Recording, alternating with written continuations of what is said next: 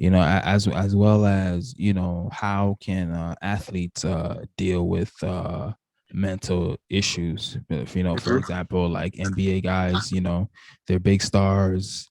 A lot of people depend on them, so they don't want to Mhm. show their weakness to everybody. And they might feel the pressure of not going to seek help. So Mhm. how can they deal with their issues?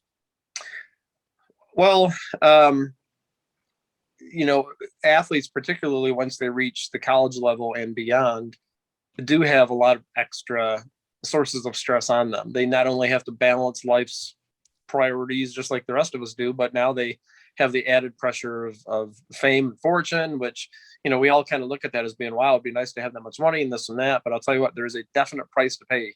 And it's not just a price of skill and time commitment, but routinely professional athletes have really messed up family lives because of the pressure, because of the lack of time and stability at home, and being able to really provide that stability for their spouses, but also any children that might be involved.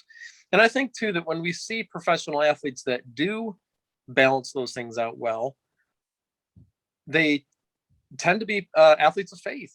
They really do, Wow. and they tend to have the priorities right. They tend not to look for the glory for themselves. They tend to turn that messaging back on God where it should be. And unfortunately we're seeing a lot of resistance to that trend today. We're seeing some professional athletes that are very vocal about their faith coming under a lot of pressure for it.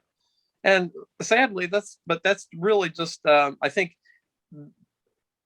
I'm not well, if we're going to talk about it strictly from a scriptural standpoint, there's a spiritual battle going on between the secular and the world that is not believing, and in a believing world where these professional athletes that are believing, they're going to be attacked at the spiritual level, and that translates out into coming additional pressure from society, where society tries to look for holes in their witness so they can say, aha, see, you're not who you said you are, you made a mistake. Well, of course we all make mistakes, including uh, Christian professional athletes. None of us are perfect. I mean, I'm not an Yeah. athlete, professional athlete, obviously, but so that those sources of pressure are there for them in very intense ways.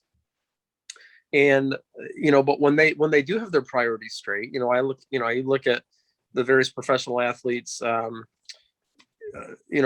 maintain their faith, that maintain their priorities, and they tend to do quite well. I'm not saying that they're you know the best necessarily in terms of skill or how far they go in their sport, but I would say that if you look at the other areas in their life, including their stability of their families, the health of their relationships, these various initiatives and foundations that they start, they all tend to do quite well. And I think that's because of being directly blessed by God, because they're keeping God first.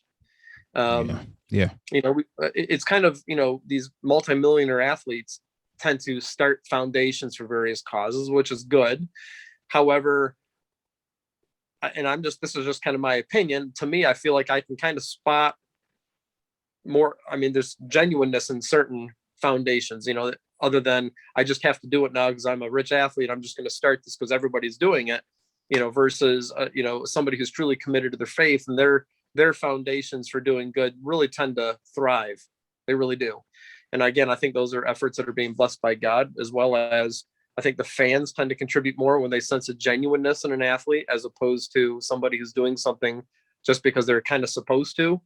Um, I think the fan bases of these professional athletes really dictate a lot more.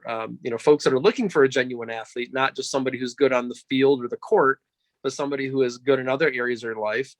And interestingly enough, I believe it was Charles Barkley got himself into some trouble back in I believe it was the 1980s, when he said, "Look, we're not supposed to be role models for your children. Your parents are supposed to be your role models. We're just out playing a game.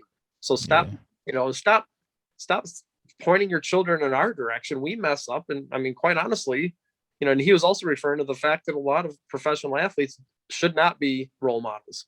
Let's face it, they got some behavior patterns and issues that I think any parent that really looks at it would be like, no, I don't want my kid living that way.